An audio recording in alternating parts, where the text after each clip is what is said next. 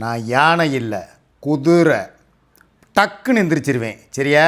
நேற்று ஒரு அடி விழுந்துச்சு, இன்றைக்கி நான் எந்திரிச்சிட்டேன். நான் வீழ்வேன் என்று நினைத்தாயோ? இப்படிலாம் டைலாக்லாம் நான் பேச மாட்டேன். என்னாச்சு? ஒரு ஃபுட் பாய்சனு. போய் ஆஸ்பத்திரியில் படுத்தேன். அதுவும் தேவையில்லாத வேலை. பேசாமல் அதை தான் காலையில் நாங்கள் 2 பேரும் பேசிக்கிட்டு இருந்தோம். பேசாமல் நம்ம வீட்டில் கூட ஒரு கிலோ கறியை வாங்கினா 1000 ரூபாயோட முடிஞ்சிருக்கும். நல்லா எலும்பு கறியாக போட்டு குழம்பு வச்சு ஞாயிற்றுக்கிழமை தின்றுருக்கலாம். தேவையில்லாமல் இங்கேருந்து அவ்வளோ தூரம் புது வண்டி வாங்கிட்டேங்கிற ஒரே காரணத்துக்காக வண்டி எடுத்துகிட்டு இங்கேருந்து பாண்டி கோயிலுக்கு போய் அங்கே கடா கறி தான் திம்பேன்னு சொல்லி உட்காந்து என்னையும் கூட்டு போய் நான் அப்போவே நினச்சேன். அதில் தலைக்கறி எல்லாத்தையும் ஒன்றா போட்டு வச்சுருந்தாங்க. அதில் கண்டிப்பான முறையில் முடி இருந்துச்சு. எனக்கே அதை பார்த்தவொடனே தெரிஞ்சிச்சு.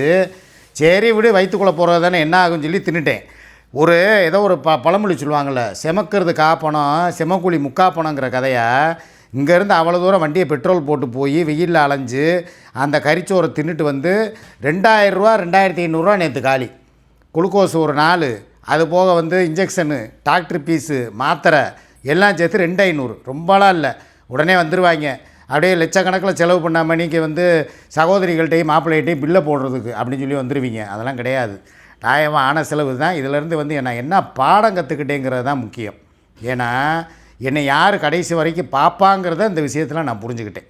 ஏன்னா என்ன தான் சூர்யாவை பற்றி நீங்கள் தப்பாக பேசலாம். பணத்துக்காக பழகிறா, ஏதோ ஒரு வீடு வாசலை வாங்கிட்டு அப்படியே அவள் எல்லாமே அவள் பேர்லேயே எல்லாம் வாங்கிட்டு உன்னை ஓட்டாண்டியாக தெருவில் விட்டுருவா. நீ கடைசி காலத்தில் பிச்சை தான் எடுக்கணும், நடு ரோட்டில் திரியணும் அப்படின்னு சொன்னவங்களுக்கெல்லாம் சவுக்கடி கொடுக்குற மாதிரி ஒரு விஷயத்தை நேற்று பண்ணியிருக்கா. அதாவது என் கூடவே இருந்து எத்தனை மணிக்கு போனோம்? 8:30 மணிக்கு போனோம். 11 மணி எனக்கு குளுக்கோஸ் ஏற்றி முடித்து டாக்டர் மருந்து வாங்கிட்டு வெளியே வரும்போது 11:30 மணி. அவ்வளவு நேரம் வரைக்கும் என்னைய பக்கத்தில் உட்காந்து தாய்க்கு தாயாகவும் என்னை ஒரு கருணையோட ஒரு பிள்ளையை எப்படி பாதுகாப்பாங்க? அவள் பெத்த பிள்ளை கோகுலையும் திலீப்பாவையும் எப்படி 2 கண்களாக பார்க்குறாளோ அதே மாதிரி என்னையுமே அவன் நெற்றிக்கண்ணா 3வது கண்ணாக என்னையை பார்த்துருக்கா. இதுதான் உண்மை. இதிலேருந்து என் குடும்பம் எப்படி, சூர்யா எப்படி அப்படிங்கிறத நான் உணர்ந்துட்டேன். ஏன்னா என் குடும்பம் இப்போ வரைக்கும் சரி, ஒரு ஃபோன் பண்ணி என் மகனுக்கு நைட்டே இந்த விஷயம் தெரியும், தகவலை நைட்டே கொடுத்துட்டாங்க. உங்கள் அப்பா அபாய கட்டத்தில் இருக்கிறாருப்பா, என்னங்கிறத நீ பார்க்குறதா இருந்தால் பாரு. ஏன்னா என் நிலைமை சுச்சுவேஷன் நேற்று அப்படி இருந்துச்சு. ஏன்னா ஒரு மனுஷனுக்கு உடம்புல நீர் சத்து குறைய குறைய குறைய குறைய என்ன ஆகும்னா அவன் உயிர் எப்போ வேணாலும் போகலாம். நான் என்னை அப்படி தான் நினச்சாங்க எல்லா பேரும். ஏதோ என்னுடைய தங்கச்சிங்க, என்னுடைய மாப்பிள்ளைங்க, உங்களுடைய அந்த பிரார்த்தனை, உங்களுடைய அந்த என்னை ஆஸ்பத்திரியில் அந்த படுக்கையாக ட்ரிப்ஸ் ஏறதை பார்த்தோன்னு நீங்கள் விட்ட கண்ணீர், என் மாப்பிள்ளைங்க எனக்கு சொன்ன ஆறுதல் வார்த்தைகள், நீங்கள் நேர்ந்துக்கிட்ட நேர்த்திக்கடை, அதுதான் என் உசுரை காப்பாற்றி இன்றைக்கி உங்கள் முன்னால் ஒரு மனுஷனாக இப்போ என்னை உட்கார வச்சுருக்கு. இதுதான் உண்மை. இந்த இடத்துல துடிக்க வேண்டியது யாருக்கு துடிக்கணும்? அந்த இதயம். ஒன்று கட்டின பொண்டாட்டிக்கு துடிக்கணும். நீங்கள் சொல்கிறீங்களே 23 வருஷம் நீ வாழ்ந்த வாழ்க்கை மாமா, அதை விட்டுட்டு எப்படி மாமா நீ ஒரு கூத்தியாக கூட நீ வாழலாம்? உனக்கு வப்பாட்டி தான் பெருசா? பிள்ளைய பெருசு இல்லையா? பிள்ளையோட கல்யாணம் முக்கியம் இல்லையா? அவனுக்கு ஒரு மெடிக்கல் ஷாப் வச்சு கொடுத்து, இல்லைனா ஒரு நல்ல காரியத்தை நீ பண்ணுறதுக்கு இல்லாமல் பேரனோட படிப்பை பார்க்காம அப்படிலாம் நீங்கள் கேட்பீங்க. இதுக்கெல்லாம் நான் ஏன் இப்போ பதில் வச்சுருக்கேன்னா, நீங்கள் புரிஞ்சுக்கிறணும். எனக்கு உடல்நலம் சரியில்லாதப்ப என்னை பார்க்காத, என்னை விசாரிக்காத என் குடும்பம் எனக்கு தேவையா? அப்போ என்னை யார் பாதுகாக்கிறாங்க? இந்தருங்க கையில் போட்ட அந்த ட்ரிப்ஸோட அந்த பஞ்சு கூட இன்னும் பியலை. அந்த அளவுக்கு என் நெஞ்சு வலிக்குது. ஏன்னு தெரியுமா? என் குடும்பத்தோட சூழ்நிலை, என் குடும்பம் என்னை இவ்வளவு தான் என் மேலே பாசம் வச்சுருக்காங்கங்கிறதுக்கு சுமி ஒரு உதாரணம். ஒன்றுமே பாசம் வைக்காமல் இப்படி ஈத்தரத்தனமாக இருக்கிறதுக்கு அவங்க ஒரு உதாரணம். என் பிள்ளைகளையும் சேர்த்து தான் சொல்கிறேன். என் பிள்ளைகளுக்கெல்லாம் நான் எவ்வளவோ செஞ்சுருக்கேன். இப்போ வரைக்கும் நான் 10 காசு அவங்ககிட்டருந்து நான் எதிர்பார்க்கல. என் சொந்த கையால் தன் கையே தனக்கு உதவிங்கிறது மாதிரி நான் எனக்கு நானே கையை ஊண்டி எந்திரிச்சவன். எங்கள் அப்பா அம்மா எனக்கு அப்படி தான் சொல்லி கொடுத்துருக்காங்க. ஆனால் இப்போ சொல்கிறேன் ஓப்பனாக, என் பிள்ளைகளுக்கு ஒன்றுனா நான் எவ்வளவோ கஷ்டத்தில் மறைமுகமாக சூர்யாவுக்கே தெரியாமல் உதவி பண்ணியிருக்கேன். திடீர்னு வருவான், என் கார் ரிப்பேராக இருக்குது, எனக்கு கார் கொடுங்கம்மா, கொடுப்பேன். திடீர்னு வருவான், எனக்கு இதுக்கு ஸ்டுடியோவுக்கு பணம் வேணும், எனக்கு ரொம்ப எமர்ஜென்சிம்மா, கொடுப்பேன்.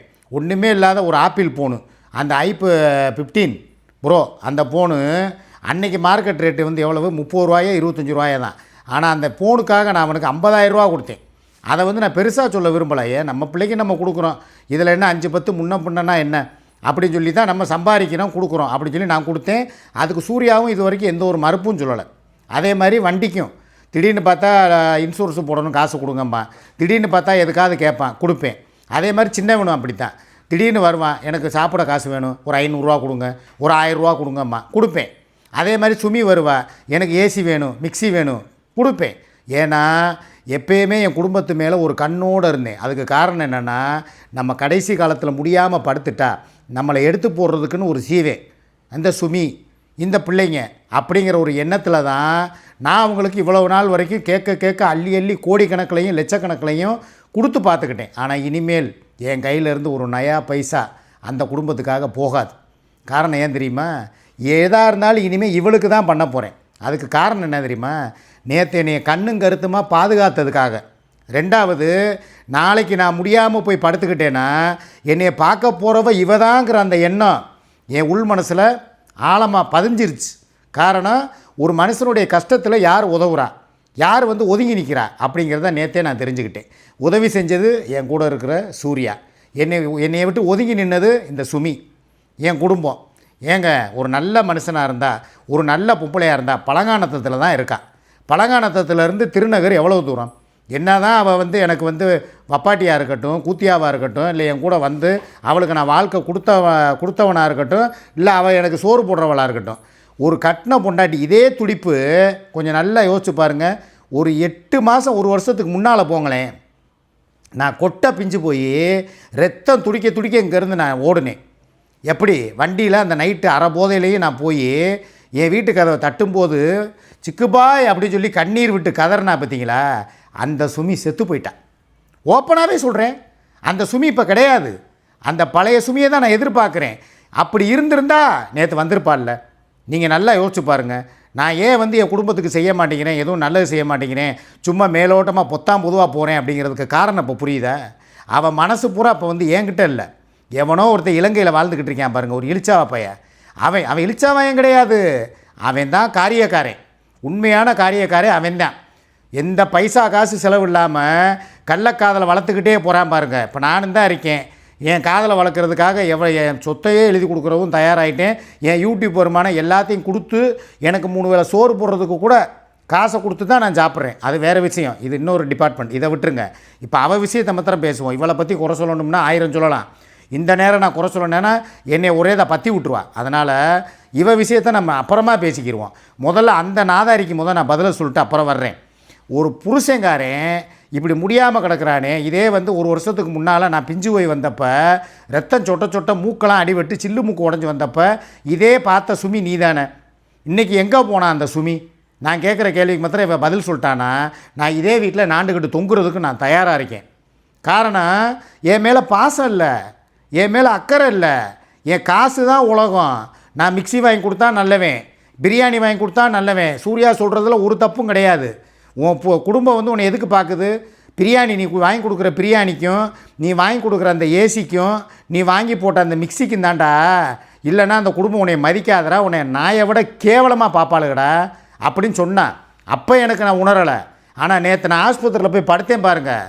அந்த நேரம் என் அபாய கட்டத்தை தாண்டுற வரைக்கும் என் கூடவே இருந்து என் கையை பிடிச்சி அந்த ட்ரிப்ஸு இப்படி ஏறிக்கிட்டு இருக்கு, அந்த உள்ளுக்குள்ளே போய் இந்த நரம்போடு அப்படி உள்ளே போகிறதுக்க தடவி தடவி தடவி தடவி கொடுத்து, கடவுள் மேலே ஆணையாக சொல்கிறேங்க, அவள் உட்காந்து அப்படியே அப்படி தடவி கொடுத்துக்கிட்டே இருக்கிறா. எனக்கு நான் அரை மயக்கத்தில் இருக்கேன், ஆனால் எனக்கு எல்லாமே தெரியுது. அவள் யாரோ நம்ம கையை அப்படி தடவுறாங்களே, யாராக இருக்கும் அப்படின்னு சொல்லி முழிச்சு பார்க்குறேன். இவள் பக்கத்தில் உட்காந்து தடவிக்கிட்டு இருக்கா. இவள் கண்ணிலேருந்து கண்ணீர் அப்படியே பொல கொட்டுது. பாசம் இல்லாமையா கண்ணீர் வரும்? அது வேஷமா? என் பக்கத்தில் உட்காந்துக்கிட்டு நல்ல மனுஷன் ஆடி ஓடி வேலை பார்த்து அப்படியே துடிப்பாக இருப்பார். ஒரு 18 வயசு இளைஞர் மாதிரி இருக்கிறவர். இவருக்கு என்ன 38 வயசுனா யாரும் நம்புவாங்களா? 18 வயசு சுட்டி பையன் மாதிரி அங்கிட்டுக்கிட்டு ஓடி ஆடின மனுஷன் இன்றைக்கி இப்படி ஓரமாக படுத்துட்டானே, பார்க்குறதுக்கே நம்மளுக்கே அப்படியே சங்கடமாக இருக்கே அப்படின்னு சொல்லி தாரதாரையாக கண்ணீர் விடுறா. கண்ணீராலேயே காலை நனைச்சிட்டா. அது தெரியுமா உங்களுக்கு? அவ்வளோ ஒரு பாசக்காரியாக இருக்கா, பாச கடல். இந்த கடலை விட்டுட்டு நான் எப்படி இந்த உடல் அங்கே போகும் சொல்லுங்கள்? நான் ஒரே முடிவு எடுத்துட்டேங்க, இனிமேல் எதுனாலும் சரி தான். எனக்கு நல்லதோ கெட்டதோ அது எந்த முறைப்படி என்னை எரிக்கிறாங்களோ புதைக்கிறாங்களோ எனக்கு அது தேவையில்லை. என் உடல் போனால், என் உயிர் போனால் இவன் மடியில் தான் போகணும். அதுதான் நான் எழுதி வச்சுக்கிறேன். உயிர் கூட எழுதிடுறேன் நான்.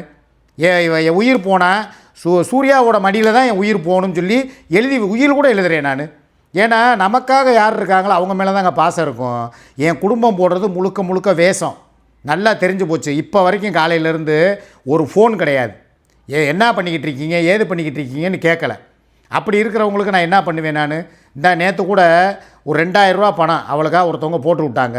நான் என்ன சொன்னேன், அவள் காசை எனக்கு ஆட்டையை போட தெரியாத கேட்டால் அதிலே ஒருத்தர் கமெண்டில் போட்டிருக்கேன், உங்களுக்கு கொடுக்க சொன்னது 5 ரூபா, மாமா 3 ரூபாயை எடுத்துகிட்டு 2 ரூபாயை காட்டுறாரு, ஏண்டாடே எச்சக்கலையிலா. அந்த மாதிரி நானே எடுக்கிறதே பிச்சை, அதில் அவளுக்கு பிறந்த நாளைக்காக கொடுத்துருக்காங்க. அந்த காசை போய் நான் திருடுவேனே? அந்தளவுக்கு நான் என்ன கேவலம் கெட்டவனே? விட்டால் கக்குஸ்குள்ளே போட்டதை கழுவி அதை எடுத்து யூஸ் பண்ணுன்னு சொல்லுவீங்க போல் காசை. மெண்டல் பயல்களா, அறிவோடு பேசுங்க. அதே மாதிரி இந்த கமாண்டு போடுறவங்களுக்கும் சொல்லிக்கிறேன், சும்மா தேவையில்லாமல் இந்த ரிப்பு இந்த அது இதுன்னு போடுறது, அதுக்கப்புறம் திரும்ப வந்துக்கிட்டு மீடியாக்குள்ளே என்னைய கேவலமாக பேசுகிறது, கண்ணீர் அஞ்சலி போஸ்ட் ஓட்டிட்டோங்கிறது. இங்கே வரு, இப்போயும் சொல்கிறேன், நான் சாகணும்னா அதை நான் தான் முடிவு எடுக்கணும், நீ சாகணும்னாலும் அதை நான் தான் முடிவு எடுக்கணும். உன்னைய வச்சு ஓட்டி விட்டுட்டு கடைசி காலத்தில் வேணால் நான் போவேனே தவிர இப்போவே அப்படி இடையில போக மாட்டேன். என்ன ஒரு சாதாரண ஃபுட் பாய்சனு, சாப்பிட்டதை ஒத்துக்கிறல வகுத்தால் பிடிங்கிருச்சு. இது ஒரு பெரிய மேட்ரா? இதை வச்சுக்கிட்டு உட்காந்துக்கிட்டு ஆளாளுக்கு இஷ்டத்துக்கு கதை மயிறு அடிச்சு விட்டுக்கிட்டு இருக்கீங்க. 128 கமெண்ட் போட்டிங்க, 125 கமெண்ட் அழிச்சிட்டேன்டா. 3 பேர் தான் நல்ல கமெண்ட் போட்டிருக்கீங்க, அண்ணா உங்களோட உடல்நிலையை பார்த்துக்கங்கன்னு. அங்கேயும் போய் கீழே போய் ரிப்ளைங்கிற பேரில் இவையெல்லாம் உனக்கு அண்ணனா, இவன் ஒரு புரோக்கர் அப்படின்னு சொல்லி ரிப்ளை கொடுத்துருக்கீங்க. ஏன்டா உங்களுக்கு வேறு சோத்தை தான் திங்கிறீங்களா, வேறு எதுவும் திங்கிறீங்களாடா? ஏன்டா எருமாட்டு பயல்களா?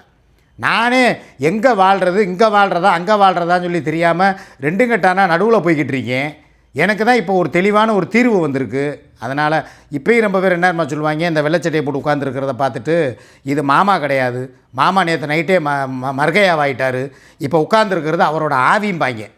நான் இந்த வெள்ளைச்சட்டையை போட்டதே தப்பு. போடும்போதே யோசித்தேன், ஐயா இதை போடாமல் பேசாமல் கலர் சட்டையை போட்டுடலாமா, இவங்க வேறு மாமா கிடையாது, இது ஒரிஜினல் கிடையாது, ஆவி தான் உட்காந்து பேசிக்கிட்டு இருக்குது, மைக்குமா ஆவி, ஏண்டா வெண்ணையலா ஆளும் மண்டையும் பாரு. அதனால் நான் என்ன சொல்கிறேன்னா, இனிமே எல்லாமே இங்கே தான், எல்லாமே இனிமேல் இங்கே தான் செய்ய போகிறேன். இவங்களை தவிர வேறு யாருக்கும் செய்யணுங்கிற அவசியமும் கிடையாது. இன்றைக்கி இவன் நேற்று எனக்கு பார்த்துக்கிட்டதுக்கு கைமாறா இன்றைக்கி கூட்டு போய் இவளுக்கு ரிங் எடுத்து கொடுக்க போகிறேன். யார் இன்னை தடுக்க முடியும்? ஏன்னா அவள் வச்சுருக்கிற மோதிரத்தை அப்படியே ரெண்டையும் போட்டுட்டு திருப்பி புதுசாக ஒரு மோதிரமோ 2 மோதிரமோ வாங்க போகிறான். மேற்கொண்டு எவ்வளோ வந்துட போகுது?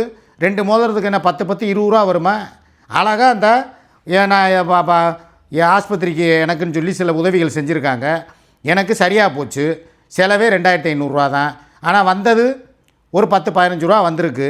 சரி, அதில் ஒரு மீதி காசை போட்டு ஏதோ 2 மோதிரத்தை போட்டு அதுக்கு என் மாப்பிள்ளைகளோ என் தங்கச்சிகளோ என் தோழிகளோ எதுவும் சொல்ல போகிறது கிடையாது. மாமா உங்களுக்குன்னு ஆஸ்பத்திரி கொடுத்தோம், நீங்கள் பார்த்து எதுக்கு வேணாலும் செலவு பண்ணுங்கள், உங்களுக்கு குணமாயிருச்சுன்னா எங்களுக்கு ரூபாயை வேணால் ரிட்டர்னில் அனுப்ப வேணாம். அந்த காசை வச்சு உங்களை பார்த்தவங்கள, உங்களுக்காக உயிரை கொடுக்க துணிஞ்சவங்களை, உங்களுக்காக நேற்று நைட்டு பூரா அவள் தூங்கலை தெரியுமா? விடிய இங்கே உட்காந்துக்கிட்டு இடையில நைட்டு 1:30 மணிக்கு கரண்டு போயிடுச்சு. விசிறி எடுத்து என் பக்கத்தில் அந்த நேரம் கூட எனக்கு கொசு கடிக்காமல் வீசி விட்டு என்னை அவ்வளோ தூரம் பக்குவமாக போர்வையை காலிலேருந்து தோல் வரைக்கும் பொத்தி விட்டு என்னை பாதுகாத்து நைட்டு பூரா நான் எந்திரிக்கவே இல்லை தெரியுமா? அந்த அளவுக்கு என்னை பாதுகாத்து காலையில் எந்திரிச்சு முழிச்சு பார்க்குறேன், அப்போ தான் தெரியுது நான் வீட்டில் இருக்கேன் அப்படிங்கிறது. அது வரைக்கும் நான் நைட்டு எனக்கு எத்தனை இன்ஜெக்ஷன் போட்டாங்க தெரியுமா, எவ்வளோ குளுக்கோஸ் ஏற்றினாங்க தெரியுமா? அவ்வளோ தூரம் என் கூட இருந்து பார்த்தவளுக்கு தான் இனிமேல் எல்லாம் செய்ய போகிறேன். இன்றைக்கி அநேகமாக ஈவினிங் கூட கூட்டு போய் மோதிரம் எடுத்து கொடுக்குறதுக்கு நாங்கள் 2 பேரும் கிளம்புனாலும் கிளம்புவோம். சுமி, உனக்கு சொல்லிக்கிறேன், நீ இருந்து பிரயோஜனம் இல்லை, நீ விவாகரத்து கொடுக்குறது தான் உனக்கு நல்லது. ஏன்னா ஒரு பொண்டாட்டிங்கிறவ கூட இருந்து புருஷனுக்கு ஒன்று முடியலைன்னா, இப்போ நான் என்ன வெளியூர்லையா இருக்கேன்? ஏங்க இன்னொன்று சொல்ல மறந்துட்டேன், இதே நான் மதுரையில் இருக்கும்போதே நீ பார்க்கலையே, இதே நாங்கள் காலி பண்ணி கோயம்புத்தூர்லேயோ தாராபுரத்துலையோ திருப்பூர்லேயோ எங்கேயோ வீடு பிடிச்சி போய் நாங்கள் அங்கே போய் வீடு கட்டி போய் இருந்துட்டோம்னா இவெல்லாம் என்னை சீந்துவான்னு நினைக்கிறீங்க? இப்போ நீங்கள் அவகிட்ட நாக்கப்புடுங்கிற மாதிரி ஒரு கேள்வியை நீங்கள் கேட்டே ஆகணும். என்னன்னா, உன் புருஷன் மதுரைக்குள்ளே இருக்கும்போதே, உன் கண்ணுக்கு பக்கத்தில் இருக்கும்போதே நீ பார்க்காதவ, நாளப்பின்னா அந்த மனுஷன் அவளுக்கு சூர்யாவுக்கு ஒரு வீடை வாசலை கட்டி கொடுத்து கோயம்புத்தூரோ தாராபுரமோ திருப்பூரோ போய் செட்டில் ஆகிட்டாருன்னா, நாளைக்கு இதே மாதிரி அவருக்கு முடியாமல் போனாலும் வாந்தி வகுத்தால் பேதியில் போனால் இவரை நீ பார்ப்பியா? ஏன் நடிக்கிற? இங்கே இருக்கும்போதே பார்க்கலன்னா அவர் எங்கே இருந்தால் என்ன? இப்போ அவர் உனக்கு ஒன்றுனா ஓடி வந்தார்ல, உனக்கு ஆக்சிடெண்ட் ஆகி உயிருக்கு நீ போராடிக்கிட்டு கிடந்த, மண்டை வீங்கி போய் அடிபடாத இடத்துலலாம் அடிபட்டு தையலில் இந்த வயிற்றுக்கிட்டையெல்லாம் வந்து அடிபட்டு அல்லையில் குத்து வாங்கி என்னென்னமோ அடிபட்டு உயிருக்கு போராடினப்ப உன்னை எந்த மனுஷன் வந்து பார்த்தான்? அவர் தானே வந்து உனக்கு எம்ஆர்ஐ ஸ்கேன் எடுத்து அதுக்கப்புறம் உனக்கு பிளட் டெஸ்ட்டு யூரின் டெஸ்ட்டு உனக்கு தையல் போட்டு விட்டு ஆஸ்பத்திரிக்கு 50,000 60,000 வரைக்கும் செலவு பண்ணி உனக்கு ஒன்றுனா துடித்த மனுஷனுக்கு இதே அவருக்கு போய் ஆஸ்பத்திரியில் அட்மிட் ஆகி ட்ரிப்பு ஏறும்பொழுது நீ ஏன் போகலை அப்படிங்கிற வார்த்தையை நீங்கள் அவகிட்ட கேட்பீங்களா கேட்க மாட்டீங்களா? எல்லாருக்கும் ஒரு நியாயம் தானே. இப்போ அவளை நான் பொண்டாட்டின்னு மதிக்க போய் தான் அவளுக்கு முடியலைன்னு இங்கேருந்து வேக வேகமாக போய் என் மைங்கெல்லாம் திக்கு தெரியாமல் திசை தெரியாமல் நின்னாங்க. எதில் கூட்டு போகிறது எந்த ஆஸ்பத்திரியில் சேர்க்குறது ஒன்றுமே புரியாமல் அப்படியே நின்றுருந்தாங்க. நான் தான் அங்கே போனதுக்கப்புறம் ஆம்புலன்ஸுக்கு போட்டு வர வச்சு இந்த ப்ரைவேட் ஆஸ்பத்திரி கூட்டு போங்கன்னு சொல்லி கூட்டு போய் இம்மிடியேட்டாக எவ்வளவு செலவானாலும் பரவாயில்லைங்க, அவங்க முதல்ல இன்சியல் பேமெண்ட் கட்டுட்டாங்க. போகிற வழியிலேயே எனக்கும் என் தங்கச்சின்னு சொல்லக்கூடாது, அந்த அம்மாவுக்கும் எதுக்கு பிரச்சனையாச்சு? இந்த ஒன்றால் தானே இப்போ இவ்வளோ பிரச்சனை. எங்கள் மேலே எதுக்கு எங்கள் 2 பேர் மேலேயும் சம்மன் அனுப்பி எங்கள் மேலே அந்த அம்மா எதுக்கு கேஸ் போடணும்? அவ்வளோ நாள் வரைக்கும் சும்மா வாய் வார்த்தையில் தானே அந்த அம்மா பேசிக்கிட்டு இருந்துச்சு. அப்போ இந்த பிரச்சனை உனக்கு நீ ஆக்சிடெண்ட் ஆனதுக்கப்புறம் நான் பணம் கேட்க அதை அந்த அம்மா அனுப்ப அது வந்து இவ போய் யாருக்கோ அதை அனுப்ப அது அப்படியே ஸ்ப்ரெட் ஆகி அந்த அம்மாவுக்கு மன உளைச்சலை கொடுத்து இன்றைக்கி எங்கள் மேலே மான நஷ்ட வழக்கு சம்மன் இவ்வளோ தூரத்துக்கு கொண்டு வந்து விட்டது யார்? இந்த சுமிங்கிறவனால தானே. உனக்கு ஆக்சிடெண்ட் ஆனதுனால தானே இவ்வளோ பிரச்சனை. அப்படி வந்து நான் உனக்காக நாங்கள் கோர்ட்டுக்கு அலைகிறதுக்கும் தயாராகி மெட்ராஸுக்கு போகிறதுக்கும் தயாராகி சம்மனுக்கு ஆஜராகிறதுக்கு ரெடியாகி இவ்வளோ பிரச்சனை மன உளைச்சலுக்கு ஆளாக்கல நீ இந்த சுமிங்கிறவன் இன்றைக்கி நிம்மதியாக இருக்க. இன்றைக்கி பர்த்டே கொண்டாட போகிறேன் உட்காந்துக்கிட்டு எனக்கே பூதி அடிக்கிறான். எப்படி தெரியுமா? எனக்கு முடியலைன்னு சொல்லி நான் ஒரு படுத்திருக்கிற மாதிரி வீடியோ போட்டிருக்கா. அதே வீடியோவை கட் பண்ணி சுகையிலும் நானும் இணைந்து நீங்கள் நன்றாக வருவதற்கு வாழ்த்துக்கள் கூறுகிறோம் பிரார்த்தனை பண்ணுறோம் அப்படின்னா, ஏண்டி நீலாம் பிரார்த்தனை பண்ணி நான் வந்து உயிர் பிழைக்கணும்னா அந்த உயிரே எனக்கு தேவையில்லைன்ட்டு போயிட்டே இருப்பேன். அது எனக்கு அந்த உயிர் எனக்கு மயிருக்கு சமம். சரியா? நீங்கள் 2 பேரும் சேர்ந்து எனக்கு பிரார்த்தனை பண்ணுறீங்க. சரி, நீனாலும் பரவாயில்ல, எனக்கு தாலி கட்டின உனக்கு நான் தாலி கட்டியிருக்கேன், உன் கூட 23 வருஷம் வாழ்ந்திருக்கேன். அவன் யார்? எங்கேயோ இருக்கிறவனை கொண்டு வந்து நீயே அவன் கூட எப்போ பார்த்தாலும் ஜாயிண்ட்டு போட்டு எனக்கு வந்து வாழ்த்துக்களை சொல்கிறேன் பிரார்த்தனை பண்ணுறேங்கிற. தபார் செருப்பு பிஞ்சு போயிடும். இனிமேல் தேவையில்லாமல் எதுலையாவது அவனை இணைச்சி வந்து நீ என்கிட்ட நிற்கிறது. நாங்கள் வீடியோ போட வர்றப்போ பூரா ஃபோன் போடுற மாதிரி அப்படியே பூச்சிக்குட்டி சொல்லுங்கள் அவர் இருக்கிறாரு நான் அப்புறம் கூப்பிட்றேங்கிறது. இந்த வேலைத்தனத்தை வச்சேன்னு வைவேன் அங்கனக்குள்ளேயே உன்னை நான் எதை கொண்டியா கலட்டிக்கிட்டு அடிப்பேன்னு சொல்லி தெரியாது. சரியா? மரியாதையை காப்பாற்றிக்க. பர்த்டேயை உனக்கு இன்றைக்கி பர்த்டேயா இல்லையாங்கிறது எனக்கு தெரியாது. ஆனாலும் ஒரு பொது மனுஷனா ஒரு 10ஓட 1 10ஓட 11 உனக்கு நான் வாழ்த்து சொல்கிறேன். இதுதான் என் குணம். சூர்யா குணமும் அதுதான். அவள் எக்கேடு கட்டு போட்டு நம்மளுக்கு என்னங்க, அவளுக்கு இன்றைக்கி பிறந்தனாளா இல்லை போலியாக நடிக்கிறாளான்னு தெரியாது. ஆனால் ஏதோ நீங்கள் கல்யாணம் பண்ண பாவத்துக்கு அவளுக்கு ஒரு வாழ்த்துக்களை சொல்லிடுங்கன்னு சொல்லி சொன்னான். அவள் சொன்னதுக்காக நான் உனக்கு சொல்கிறேன், நல்லாரு. அவளை தான் சொல்ல முடியும். இனிமேல் விஷயத்தில் தலையிடாத. அப்போ உனக்கு பிறந்தநாள் பரிசாக விவாகரத்து நோட்டீஸை வீட்டுக்கு அனுப்புகிற சூழலை உண்டாக்கிறாத. அவ்வளோதான். ஓகேவா? பாய்.